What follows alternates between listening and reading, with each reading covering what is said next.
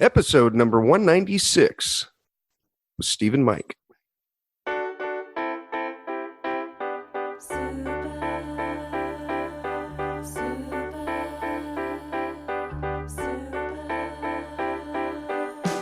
got X-ray specs for eyes, I can see right through you. Welcome to the Heads Up Poker Podcast. This is Steve Barton. And this is a poker player formerly known as Rampage. How the hell are you, Mikey? Good. Steve, now a lot of people call me that, including the board. You know, the casino uses Poker Atlas. Mm-hmm. Just press it in and it comes, you know, so I'll put my name on the board without calling, and it used to be Mike S for a long time, and now it's Rampage. I kind of regret that. Do you really? Yeah, I'm not really a Rampage, Steve. Am I? I was, maybe. This kind of makes sense.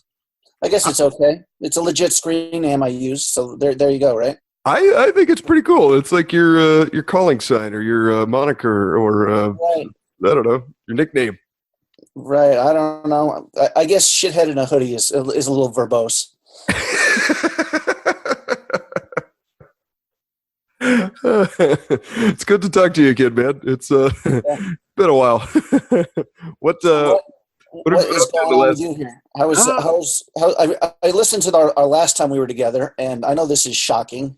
I just talked about myself and rambled over the fact you provided an important little tidbit where you said you got divorced finally. Yes, I do have to go to I'm out in Vegas right now. I just flew in yesterday. I'm staying at my folks' house here in Vegas, and I have to go down to the government center or courthouse or whatever you want to call it for one final little thing. But it's nothing. It should take about 10 minutes, and then it'll be done. But yeah, it's you know, I didn't realize like how much of a splinter in my mind that was until it was complete. Yeah. And after that, I was like, I went with my buddy down to Mexico City last week, and I actually felt like I felt different when I was talking to women. You know, it was like, and I think they could feel it too. You know, I don't even know how to describe it. It was like, okay, I'm finally single now. You know, Right. Yeah, it was a big stress relief. It's There's more openness in how you talk to them. There's got to be. Yeah, I'd really like to get to know you, kind of that stuff. Yeah.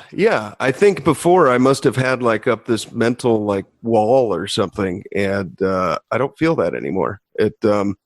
My buddy Danny got me onto what's it called, Tinder and Bumble, and yeah, I feel like, you know, I can communicate now. It's pretty sweet. Right. You've gone from being a complete bullshitter to only a partial bullshitter. That's quite a step for you, Steve. Congratulations. It is. Yeah. It's kind of like being way behind to way behind, you know? Yeah. Yeah. It feels good. It does. Yeah. And the strange thing was I didn't even know that it was really holding me back until that was like complete, you know? Yep. Yeah, it's cool. I feel good. I feel single, and I feel free, I think is probably the best adjective I can use to describe it. So it's it's pretty cool. Pretty cool. But Mexico was fun, man, dude. That place is extremely cheap. Oh my God.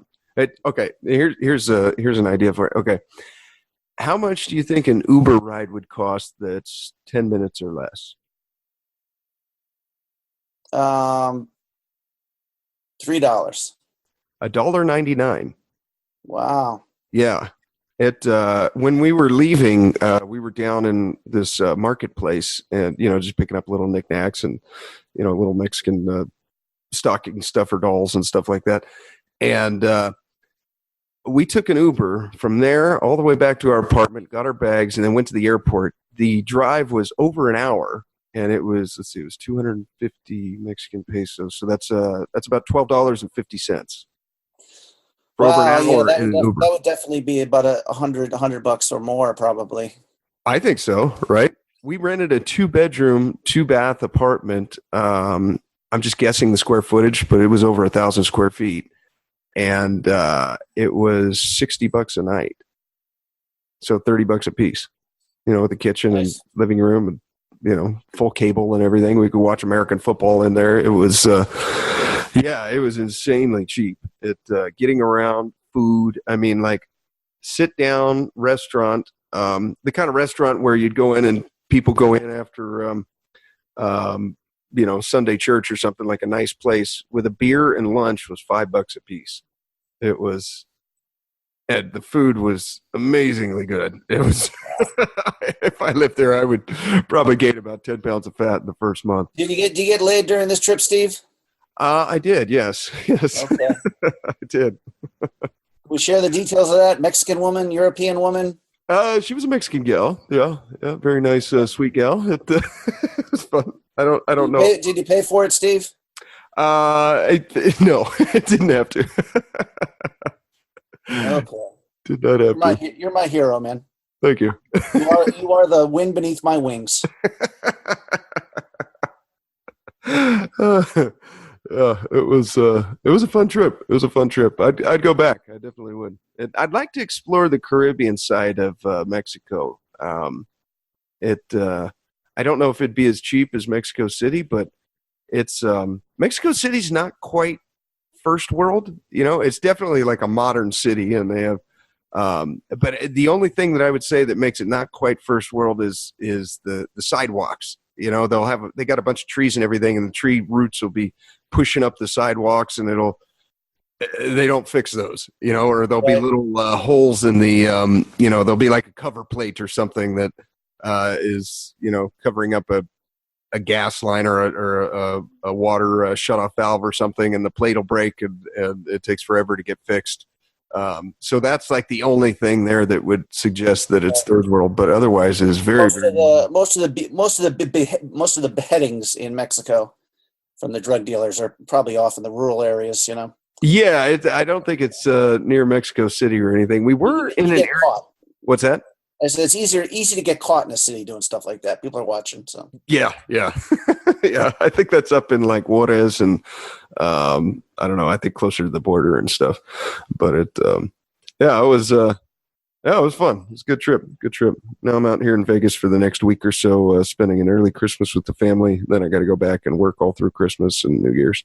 But I could have either had 2 or 3 days off. I could have had like Christmas Day off and the day after Christmas, I think. Or I could have 6 days off before Christmas. So I chose a week long instead of 2 days. But I wonder if us on vacation would be interesting, Steve. Light and dark meeting. Light and dark meeting?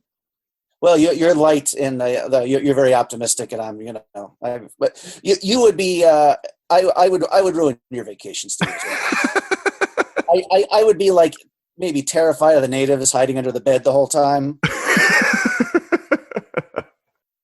I got to take you down to Mexico. No, I've been to Mexico. It's good there. No, I have fun on vacation. But you're more of an adventure seeker. You would like, let's rent bikes and go here and do that. I'm like, if I found a real good hotel, I'd be happy there and on the beach the whole time. Yeah, it was pretty cool. We saw a bunch of pyramids and a lot of history down there. Man, I went to this museum about the Aztec. That culture was freaking brutal. Oh my God. They a lot of beheadings. They would do all these sacrifices, like pulling people's hearts out while they're still alive. And all to make it rain or whatever. I mean, they killed children and babies, and it was pretty gnarly. They had a huge city and population for for the time. Yeah. But it was kind of like the Roman Empire, but in South and Central America. It was interesting. It was interesting. So what are your plans coming up for Christmas and all that? Have you done all your Christmas shopping? Most of it. Really not buying too many things. Okay. Bought my son a Lego set and some clothes and He's obsessed with the game Fortnite. Oh, okay. That's the game that all the kids love these days. So he's getting $100 that he can spend on that game. And this game is really ingenious. I'm sure everybody knows this, but normally video games are already like, people are like, wow, this is expensive, like $60 for a video game. Yeah. But this one is free, but you like pay for these battle passes, like $10 every few months just to play. And then they have all this extra stuff you can buy. Okay. Yeah. So they keep changing the game and adding it. Like they had a Halloween. They keep changing all the. Yeah, it's a game that's constantly changing, and there's constantly new stuff to buy. And I've probably already given the kid $100 or more this year, and he's just going to get another $100 for Christmas. So, and there's like no end to it. And I'm sure it really is ingenious. It's probably the future of video games. Just sort of like they came up with the business plan of these apps on the phone. Well, it's free, go ahead, but then like everything you want to do is expensive. Yeah, yeah. So you'll be on there, and they'll hook enough people who will just keep playing and paying for stuff. So, anyways, congratulations to them. But this is like already the greatest money making by far video game ever, and it's just going to keep pulling in billions. Yeah, yeah. Yeah, I play one game on my phone. It's called Clash Royale. It's basically, I don't know, it's kind of like a battlefield chess almost. You're trying to control the center of the board and take over these towers. And I've never paid a dime into it. I probably should, just to support it. But there's all these little add-ons that you can get, and I know what you're talking about with the, and it doesn't really do anything to like help you play the game better. It's just like, okay, now your guy can have this extra costume that he wouldn't have had otherwise or something. You know what I mean? Yeah, this one is kind of similar to that, I think. Yeah. But I'm back to normal in poker, losing a lot of money, playing terribly. Oh, okay, all right. Well, naturally, I set a goal after last month. I'm like, I'm going to just play good poker this month. And I'm going to play a lot of hours, and I'm not going to be, just to show after last month that I still understand poker. It's not like, oh yeah, they just run great and you get all the money. You know what I mean? Like it's a grind. So, anyways, I could be heading towards my worst month ever here. So I don't know. A lot of it, when you're running real good, your range gets expanded, where you're just willing to accept these high variance spots. Yeah. So early in there was like at least 5 or 6 times probably I've gotten it in with like a flush draw for 1,500 on a flop. The nut flush draw where the other guy has always at least 2 pair, but you're like, okay, screw it, I'm going to get there. You know what I mean? Okay. I mean, plays where you can rationalize getting it in, or spots where I have an overpair and the guy shoves and I'm like, oh, I know exactly what he has. He's got a draw, but I could have just, you know what I mean? I could have just flatted his small raise rather than getting in a bunch of chips kind of thing, and see if there's the club hits on the turn or whatever. You know what I mean? Yeah. So I lost all of those. Just paying people off a little too much. I mean, just definitely some run bad, couple really bad beats, but. And one complete meltdown. That's all it takes, Steve. I've avoided these. In fact, it was funny. Some other guy there was complimenting my game. He's like, man, you've just totally taken away those hands where you fuck up in really big hands. Yeah. And I had, I don't want to go into it, Steve. I asked you to edit our last podcast, didn't I? We can kind of give a glimpse of what that was. I pretty much had kind of a semi-emotional breakdown talking about this woman. Yeah. Andrew was very kind. He edited that part out. Yep. Right. I should have prepared. What can I say about this? I was already having a bad day the other day. I can't even get into this. I'm sorry. I'm blaming this chick for me losing 300 in one day. How's that sound? I saw her. I'm not going to say when or where. And I didn't realize it at the time. I should have picked up and gone. It was one of that guy who came that made last month so good is back. The one who just loves to Okay. Just loves to play big pots. I think yesterday, supposedly he was into the game for $30,000. They played 5-10. I've had a real bad month. I didn't even sit down on the game. Yesterday, the day before I did when it was 5-5, and this is the day I got killed. But I misplayed some hands. But looking at it, it's one of those, this is just the gamblers. I wanted to lose. I kind of, yeah, I don't know. I mean, I was up to 60. I bought in for 2,400, and I had 6,500 in front of me. That's a good session. And which would have put me ahead for the day, because I was playing the other game for a while and lost like 3,100. And I just played one hand really bad where I lost 1,500, and then just got chopped down 400 or 500 at a time. But afterwards, I'm like, this is just, I wanted to be punished. I wanted to lose my money, so I had to leave. And it's amazing. I usually kind of see these things coming up. This time I didn't. I sort of saw it, but I'm like, well, I could play terrible and still make a lot of money here just because who's at the table. Yeah. But that's not the proper mental approach to poker, obviously.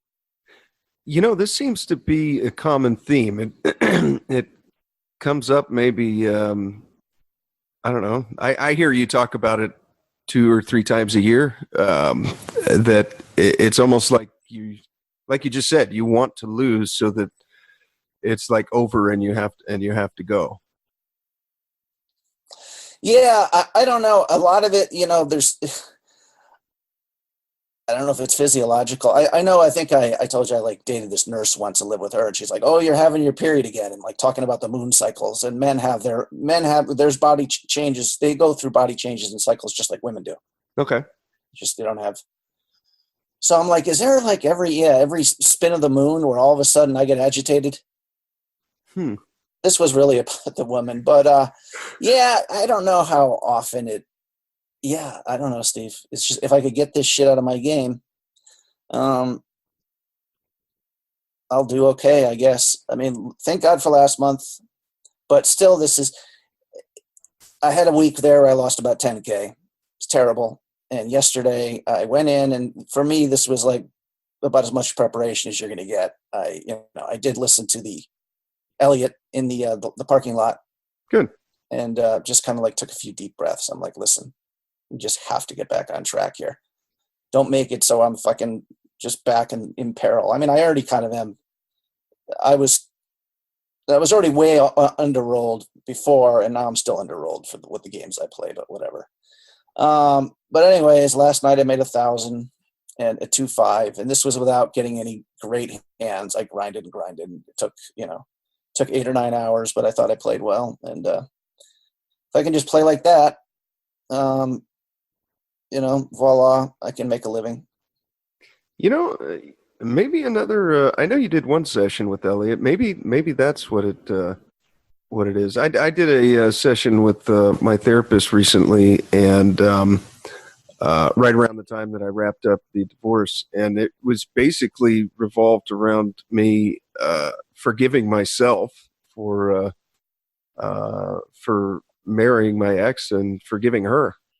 And after that, I felt better. And this could be related to some deep-seated thing that happened when you were a kid that Elliot might be able to get to. I don't know. Yeah, maybe. I think, Steve, for me, it's chemical. You know what I mean? I take some meds here for my if without my medication to control my emotions and anxiety, I would pretty much be totally incapacitated to some degree. So, but there's only so much you can take. Yeah. Unless you just knock yourself out. I've been better at quitting. I still need to work at that. Remember Jared Tendler? That's his thing. It shouldn't be. Yes, quitting is a skill, but my worst game shouldn't be so terrible. You know what I mean? My B game, my F game, whatever you want to call it.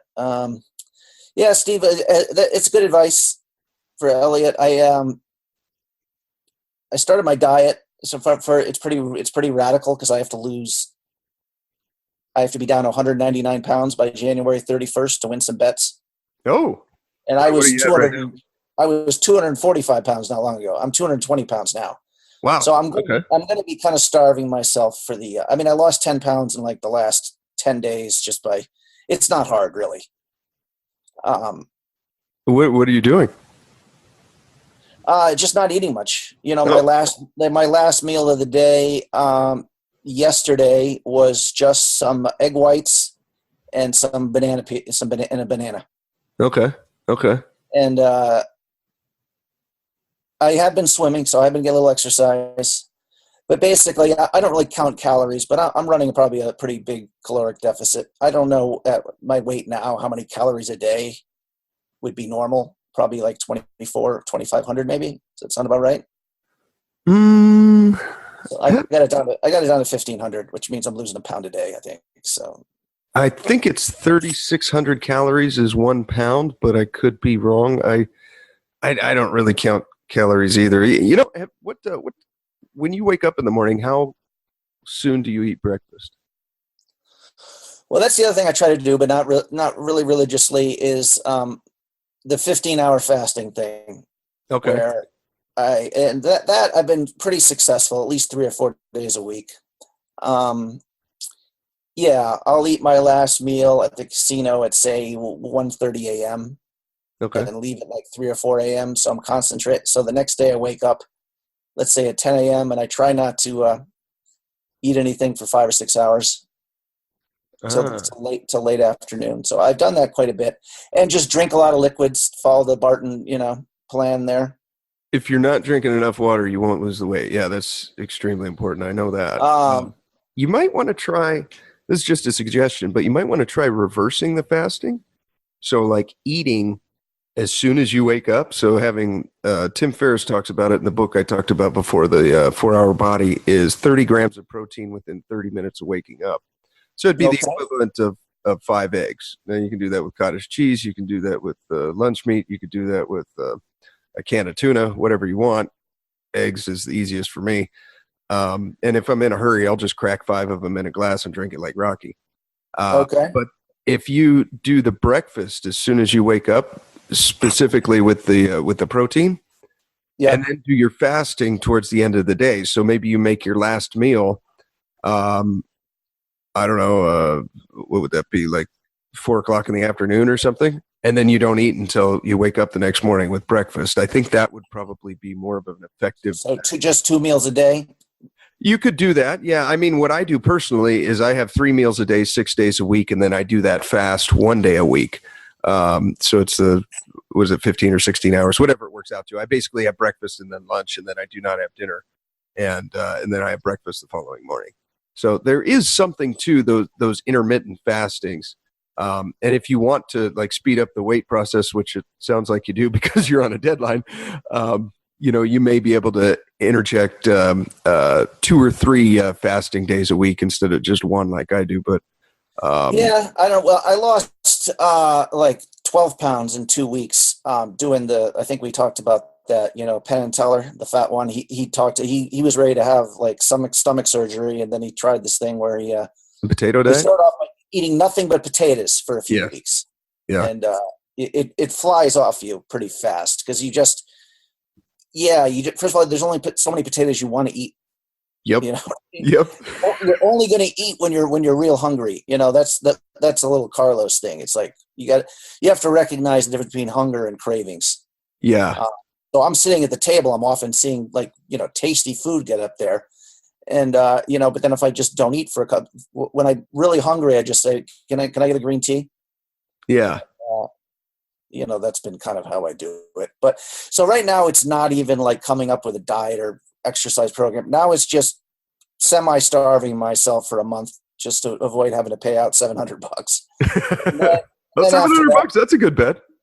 And then after that, I'm going to, try to stay the same by exercise and by simply not overeating. Yeah. Yeah.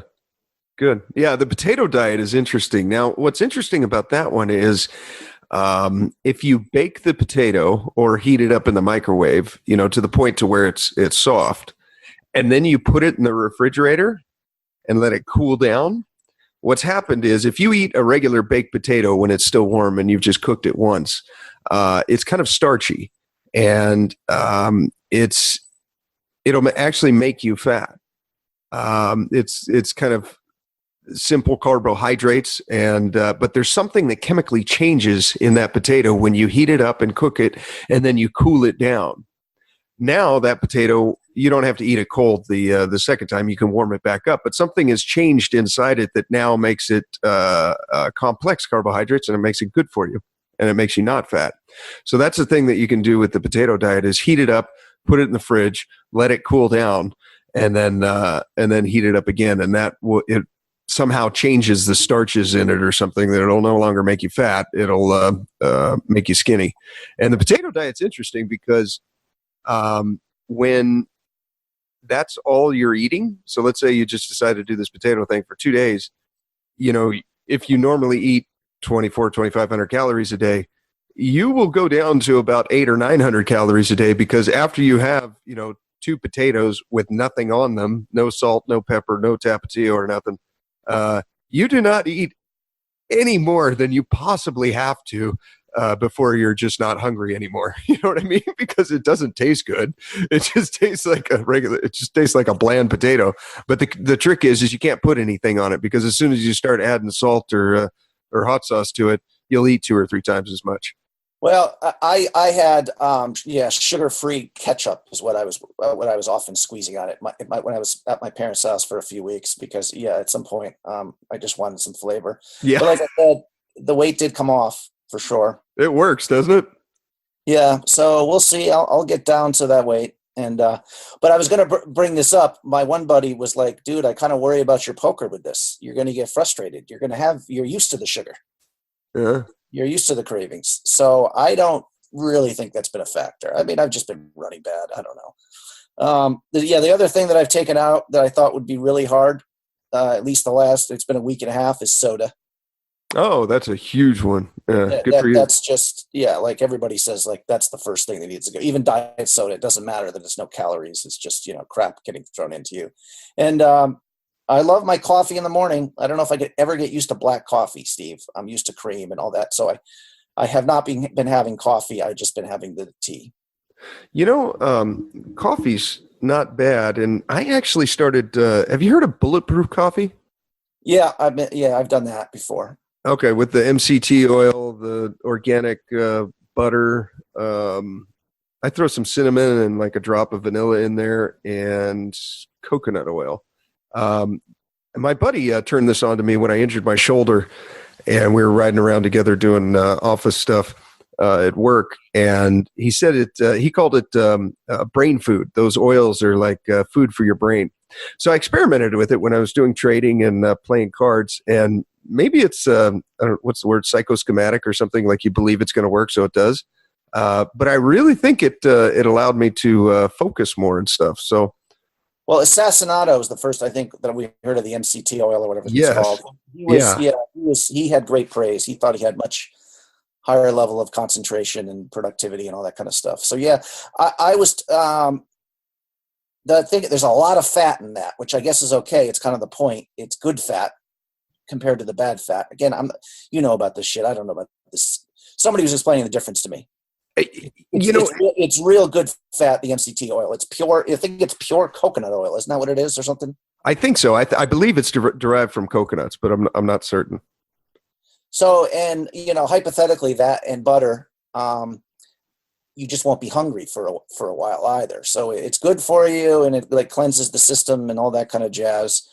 But even though it's very dense with fat, it's still better than carbohydrates and all that kind of jazz. So I think they should have named it something else. If they were to name anything with sugar in it fat, and then anything with these good oils in it something other than fat, like, I don't know, oil, then I think it might like translate better in our brain, because as soon as we hear that, it's got 14 grams of fat and 1 tablespoon of olive oil, it just makes you not want to eat it, because it, you relate that to getting fat, but it's really not that. You can kind of think of it as like, there's 3 different groups that you should be consuming as far as food. One is protein, like with amino acids, tuna, steak, eggs, like that. Then the other one is complex carbohydrates, so broccoli, spinach, green leafy vegetables, stuff like that. And then the other one is fats, which would be like monounsaturated fat and olive oil, nuts. That's another good example. Avocado, things like that. Anything else, like any white tortillas, potatoes only cooked once, sugar, anything with sugar in it, even the stevia or the what are the honey, anything with sugar in it is going to make you fat. That's just basically the bottom line, is anything with sugar in it is going to make you fat. So like beer. See, we talked a little bit liquid bread. I'd probably be 4% body fat if I didn't like beer so much. Yeah, I talked to Carlos about the idea of moving to a plant-based diet. Mm-hmm. I don't know if we talked about it on the show, all the health benefits and everything like that. But I bought a book called How Not to Die, or I forget, How to Live Forever. But basically, this guy is very evangelical, that like all our drug companies, all our, we should not be eating any animal products. And for him, it's not even like an ethical issue. It's, as a doctor, it just helps people live. He has some pretty radical numbers to back this shit up. Okay. He really does. Yeah, you'd have to look. I've only read like the first 40 pages, I think. Like one story he gave, like how he got onto it. Like his grandmother had, this is why I'm jumping on this. I'm trying to get my father to do this, because my father's pretty much told the same thing, that, there's nothing more medically they can do for him. His heart is very compromised, and hopefully he lives a while, but he could be any day now, really. Yeah. But this guy's grandmother, this was years ago, had been told she had like several bypass surgeries, and her heart was, and they pretty much sent her home to die, I guess, is how he describes it. Yeah. After the last, and but they took her to some like alternative medicine guy, and this guy's whole thing was simply eat nothing but vegetables and fruits. Okay. And nuts. And this is like a radical. He goes into depth of the story, but basically, she hadn't gotten out of her wheelchair in like months, and soon she was walking 2 miles a day. Blah blah blah. She lived 30 years. Wow. And there's all sorts of things to back this up about. I think another one that jumped out. There was a place in some area in rural China that's really backward.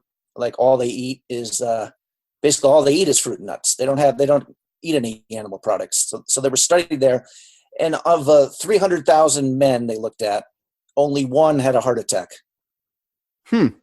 So in this country, it would be astronomically high. Yeah, it'd probably be 50%. That's the number one killer. 50% of people die from cardiac related. And they also looked at like like premature deaths and all that. You're studying the autopsies, and he said they found evidence that kids who died, like kids of the age of 10, had plaque buildups on their heart. Wow. Because they're already eating, so much crap that it's going in there, and all sorts of it. And I guess there's a really high level of like lung cancer and heart problems amongst people who are chefs. Interesting. And this is, again, just breathing all the smoke over the food or something, or burning meat is really bad for you. Huh. And that's what this guy says. It's like burning meat is like, is unhealthy as cigarettes. Wow. Okay. Anyways, I can maybe send you a link to the book. It's pretty interesting. What's it called? I think it's How Not to Die, or okay. How to Live Forever. Okay. Interesting. And, but this guy is setting up a scenario where basically, arguing that we could all live to age 120 or 30. And he goes real into scientific, why we age. And it is like kind of like all the DNA strands. Mm-hmm. He described it as the edge of a shoelace, kind of breaking away. Okay. The plastic end of a shoelace, eventually it kind of, becomes frayed. Yeah. And he's basically arguing a lot of that is a lot of those things are sugar or obviously cigarettes and stuff in your system. And if you take that away, your DNA, he was saying it's not actually Yeah, they just don't fall apart. Huh. So yeah, so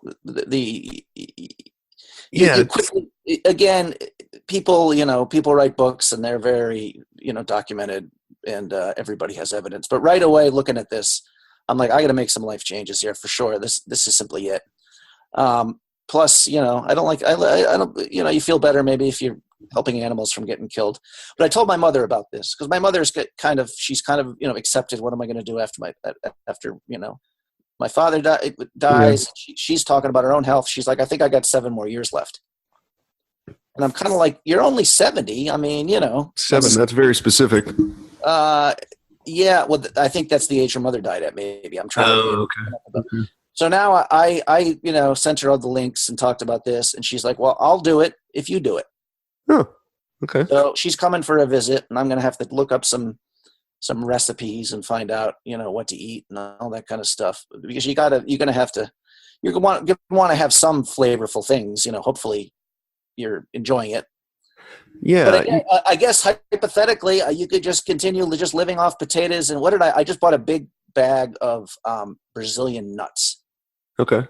Which I don't know what the hell they are. They come from some tree that's semi-exotic because they're ridiculously expensive. It's like $20 for a small bag. Okay. I'd have to look at it. I looked elsewhere. That's the standard. So I don't know. But anyways, this is supposedly. Now, those are good for you, but you can easily eat too much and kind of write it off as healthy. I mean, like a cup of those is something like, 900 or 1,000 calories or something like that, so they're best in like kind of small doses throughout the day. Then, like if I'm going on a plane flight and I know it's going to be 10 hours or whatever, I may eat, 2 handfuls of those so that I don't have to eat the shit airplane food. Right. And that would be healthier than eating the airplane food, but there's plenty of fat vegans out there for sure who, when they stop to get the peanuts, have like 1.5 pounds of them. Yeah. Tim Feriss talked about the vegan thing. And one thing he argued for is he said, perhaps it's not the lack of eating meat that makes people healthier. Perhaps it's the presence of more vegetables. So it may, I don't know. For me, lately, probably the last 6 or 8 months, I haven't eaten any real meat that I haven't hunted myself. So the last couple of days, I had rabbit that I got up at my folks' house. Now I do eat canned tuna and canned salmon and stuff like that. So I guess that's not entirely true. But as far as like buying a steak at Costco, I haven't done that. And yeah, it might be almost a year. Well, that might be true. It's not so much that meat is terrible. It's that vegetables and fruit are good. But I think, this guy argues that meat's terrible. Okay. That we shouldn't be eating animal products, and it takes away from your life. And, they have all these, health surveys and, blah, blah, blah. It's amazing to me how much our knowledge of diet and like that has changed just in years of my lifetime. You remember the food pyramid where the bread and pasta and everything was the foundation. It was what you should be eating the most of. You remember that? Yeah. It's like, what the hell? But this guy's point, this guy was bringing up, even the medical school, he was saying, is so bad in that you have like these heart doctors who are just, studying all the different ways to respond to this buildup of, plaque on the heart. And what do you do to keep someone alive? And it's like,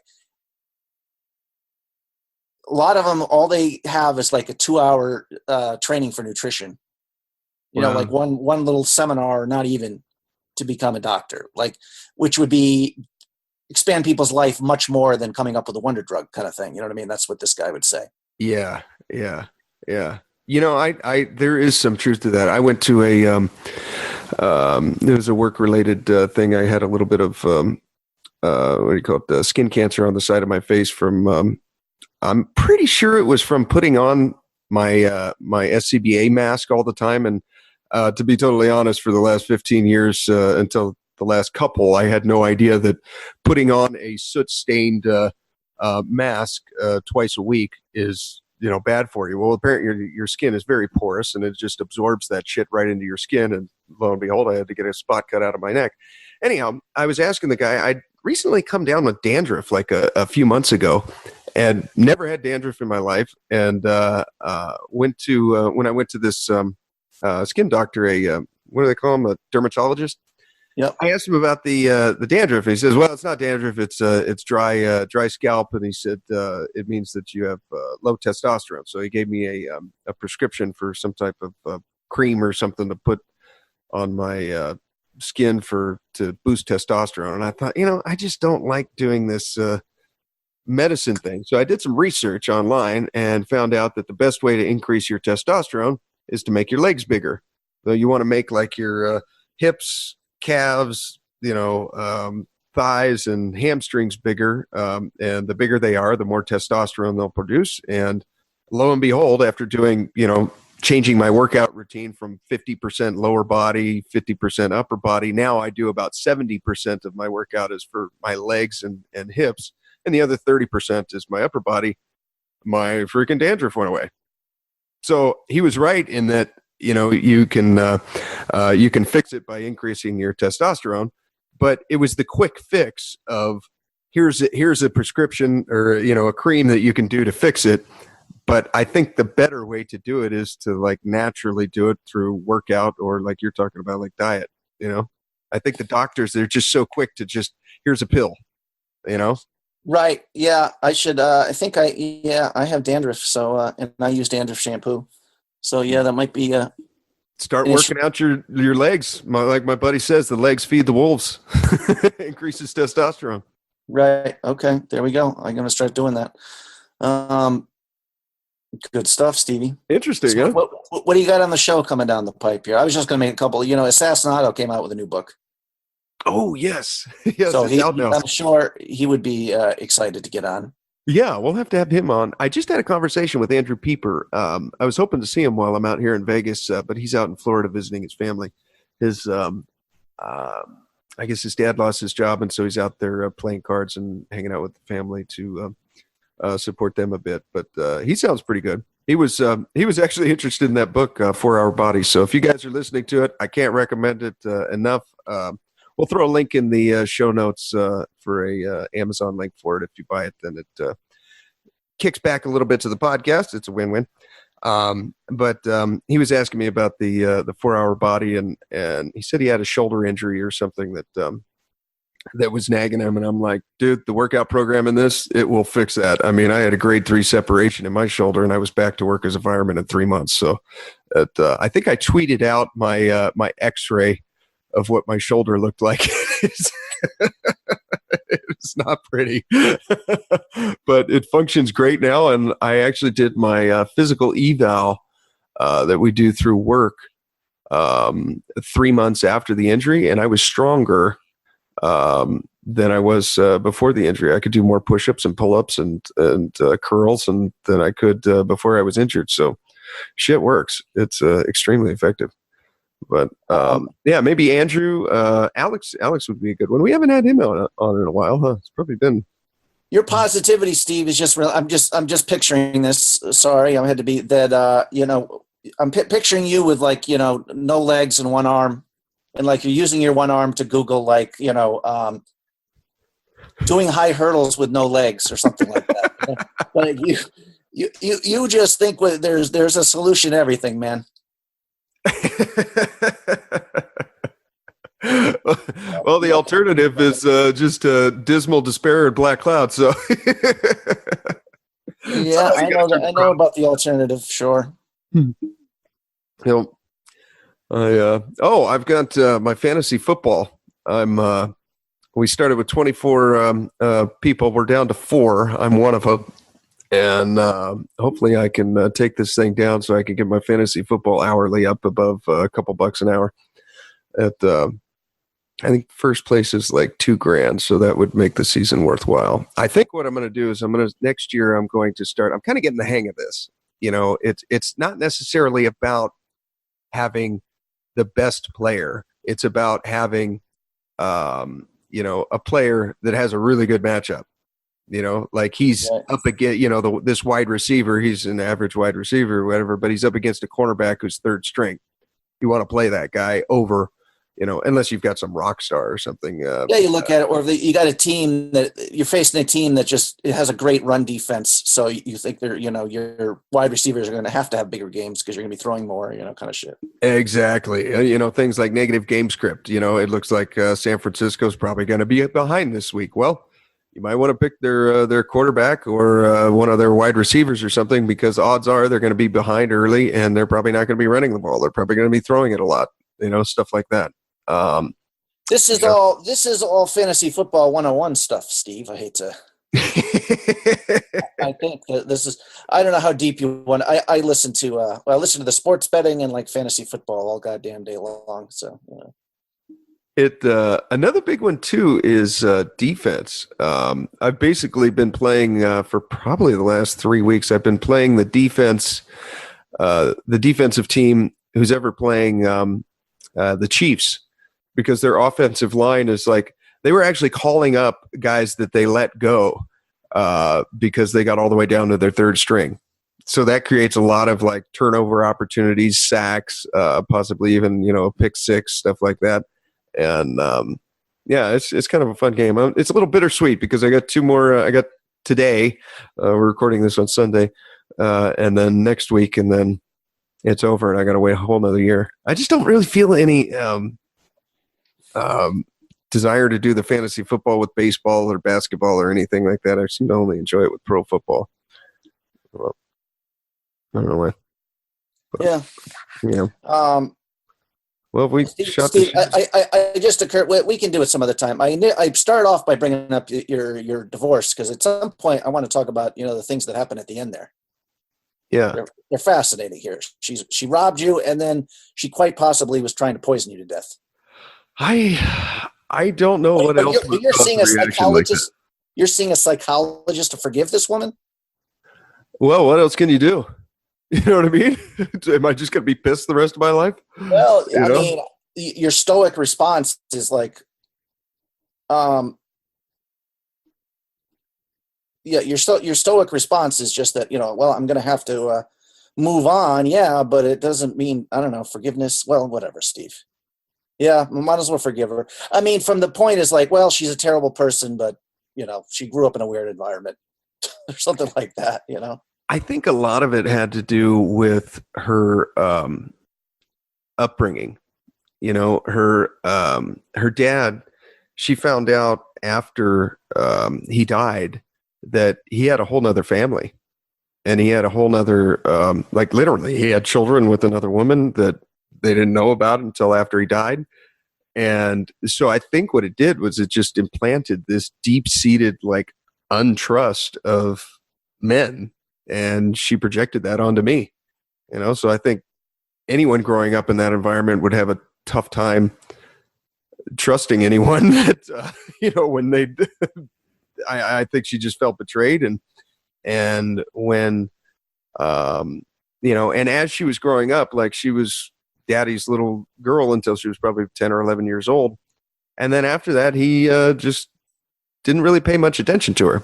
And so I think it was just this like deep-seated desire to be, to have attention, or to, not be alone. And, I think it was probably doomed from day one. And, and my mistake too was just getting married so soon. Although we'd been dating for years, our actual time together was probably 2 months, so how can you really get to know somebody when you get married that fast? Right. Okay. Okay. Live and learn. Though I did come out pretty damn good with it, though. I mean, at the end of the divorce, I got a plane free and clear. I got one of my condos paid off, and I walked away not really owing a dime. After it was all said and done, once I sold the house and stuff, could have been a lot worse. Jesus, one of the guys at work, oh my God, he's got to pay $2,000 a month for 10 years. Right? It's like, okay, that could have been worse. Yeah. I just feel like grateful that I'm free. You know, do you have any poker hands? Okay, Steve, let me see. Look here. Let's do one lightning fast. Okay. You got to get going? Yeah, football's coming on. I don't want to. Okay, me too. I'm going to go over to my brother's and hopefully watch my my make-believe fantasy team beat the other guy's make-believe fantasy team. This is the 5-5 game the other night that, of course, got really ridiculously deep because people are just blasting away. 5-5 game is a straddle. And the button raises to 40. Button's got a lot of chips in front of him, 4K plus. Okay. Casual player, though he plays pretty well. But he's got a lot of shit in his range. So the button has 4K, you said? Yeah. Okay. And he raises to 40. The small blind calls, and I'm in the straddle, and I raise to 260 with ace king of diamonds. Okay, so you're in the straddle. Okay, so the big blind folded his 5 then, right? Yep. And you raised to, what'd you say, 2 something? I made it 260. 260. Okay, so we got 80, 85, 90.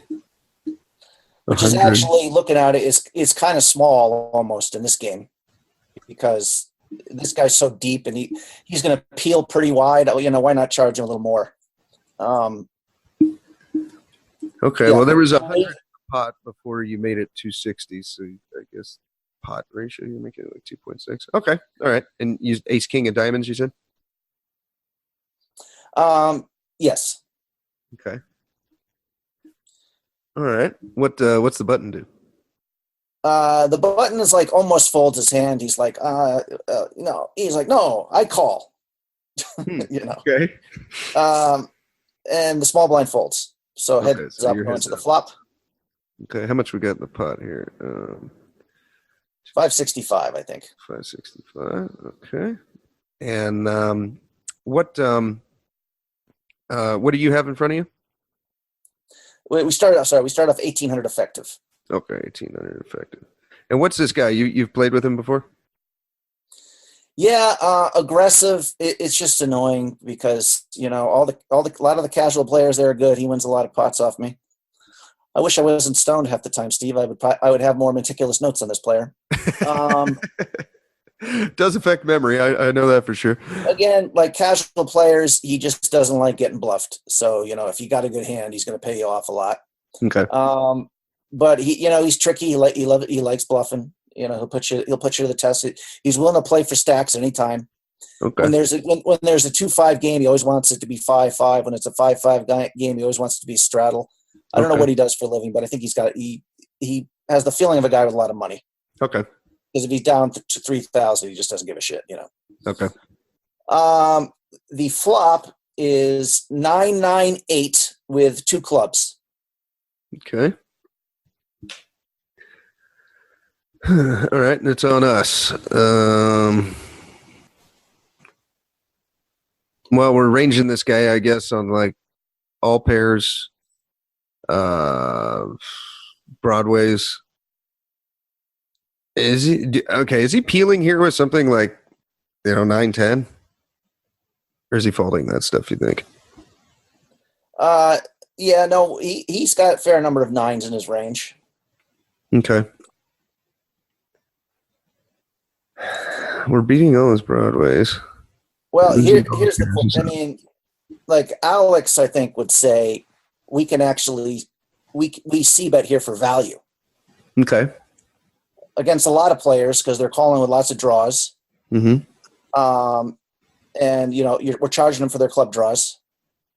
And some people are just going to call with pocket 5s and pocket 6s. You're going to barrel them off on the turn anyway, so you're kind of getting dead money in there. So if we check here, are we kind of giving up on the hand? I think so. That's I think the problem is if we check here, then if he bets, what are we going to do? Check raise him or something? And at that point, our whole stack is. I don't like that. Well, if he's never just flatting jacks, queens, kings, aces pre-flop, he doesn't have a lot of big pairs. So check shoving, I kind of like it actually. Oh, okay. Because it's 6. You're only getting called by 9x, and I suppose the flush draws, which you're ahead of. Yeah. maybe if the flush draws call. I don't know what he's doing with like 6s and 7s. I think you're probably right. I think he's probably calling with like, 4s through 7s here and then probably folding unless he fills up or something on the turn. You know what I mean? Like there's no real turn that he's going to like there unless it's like he's got 7s. I mean, again, this is like your estimate of like, well, what is his, if you're going to check here and check shove, what is his betting, betting when check to kind of ratio, Yeah. So, I don't know, Steve, this is why, like, I don't like a lot of this here has like, you could go into in-depth analysis of their entire range and, but we don't really do that, do we? Well, we just get on and give our instincts, but we're kind of pointing to the truth here. But anyways, I decide to bet 240. 240 into 565. I was going to say like 3, but okay. I think it's sometimes a bit a little smaller. It looks even stronger, like big pair. Oh yeah, go ahead, try to make a move, buddy. Okay. So in a lot of in here I would probably barrel off too. I would be shoving a lot of turns or anything 10 or above. Yeah. But I don't know. He shoves. Yeah. So we got to call another 1,200 or something. Yeah, with 1,300. 1,300. So 1,300 to win basically a 3,600 pot. So we can do the math on that. That's 12 would be 3-1, so it's a little bit less than 3-1. What's he shoving? We need 36% equity. Does okay, he's doing that with all club draws, right? Yeah, this is pretty much how we would figure this out. I thought he had a lot of flush draws, and not that many pairs. Makes a lot of sense. The problem is with 10-7. The problem is, maybe 10-7 suited. Yeah, it's hard. Like I said, this guy's range could be wide, which means he has a lot of 9s in his range. Yeah. Like maybe even 10-9 off, Jack 9 suited, Queen 9 suited, King 9 suited. He might Ace 9, Ace 9 off and suited. So he could have a lot of combinations of 9. Yeah. But, would he do this with pocket 6s or something like that? He might. He's got a lot of chips. He'll gamble. I think I don't really, against a normal player, a normal range, I think there's too many. I did not have the clubs, obviously, a club in my hand. Yeah. So I think if I had the ace of clubs, this is definitely a fold because I take away lots of flush draws. Yeah, I agree. Yeah. Again, I just and I told myself, well, we don't want him to have a pair here, but even that's not terrible.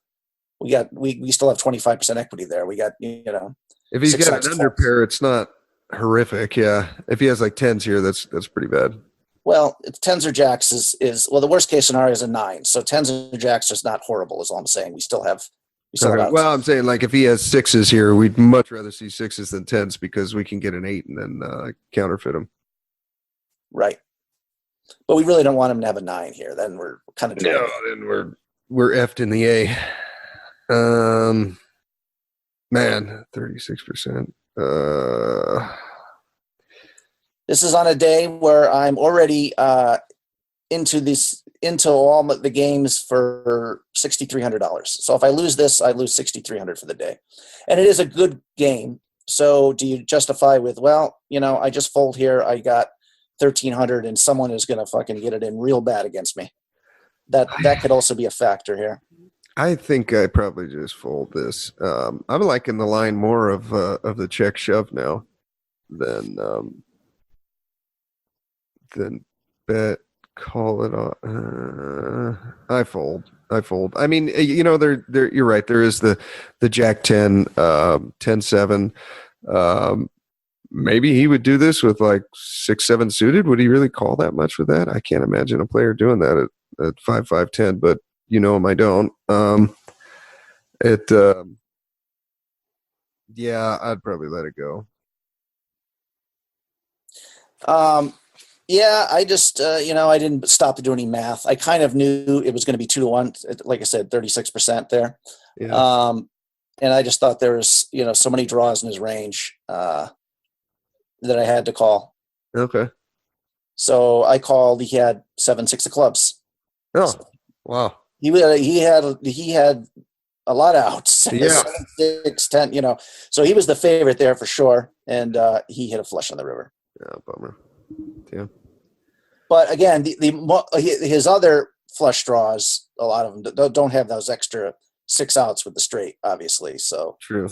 That was running into the top of his range pretty much, and yeah. But I think it was the right call, but I don't know, weird spot. Yeah, that is a weird spot. Interesting. I like your raise pre-flop. Yeah, like I said, I think the sizing could have been a little bigger, and then it does make the decision to call at least less. If we make it 300 pre and then 375 on the C bet, then we simply we have to call at that point. Yeah, then it's a no-brainer. Yeah, because we've changed the numbers there. Where now it's 1,100 to now we have we only need 28% or something like that. Or I think. Yeah. Yeah. Anyways, so I've had quite a few hands like that this month, I guess, where, I don't know if I've played them right or wrong. It's probably close spots, but I have not had the results I want. Yeah. I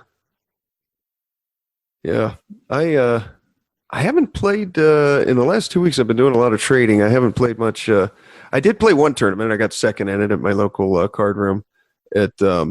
We got heads up, and I believe I had 25 big blinds and he had 10, and 4 hands later it was over. He got aces, kings, and then 9s. So I'm not sure how I survived that long with with such small stacks, but yeah, GG. Well done, David. You got me. It was fun. It was good. Cool little tournament.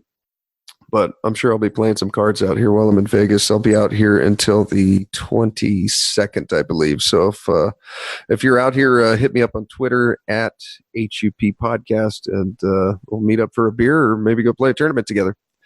But that's all I got, Mikey, unless you got anything. I'm going to go watch my make-believe football team try to kick the ass of the other guy. Okay, Steve. All right, brother. Always a pleasure talking to you. You too, man. Yeah, this was fun. Thanks for coming on. And if you guys doing some last-minute Christmas shopping, use our Amazon link, and we'd appreciate it. Throw a little bit back to the show, and thank you for tuning in. Here is your weekly motivational speech. If I could get 4 of you to understand, it's just not going to matter when people, I love when people, I don't even know what else to tell you. I'm going to say it very clear. Stefan, get very focused here because I want to really deliver this with all the drama that it deserves. And I like when people put me down. I get off on when people put me down. Nothing is more interesting to me than to prove all of you wrong. I love the people that think I'm a huckster, or I've got some hidden agenda, or I'm not that good, or I won't be that great, or I think too big of myself, or my dad had a liquor store and that's the only reason I'm successful, or I got lucky, or show me, please continue to judge me and underestimate me, because it's the only driver I have, and that's how I'm wired.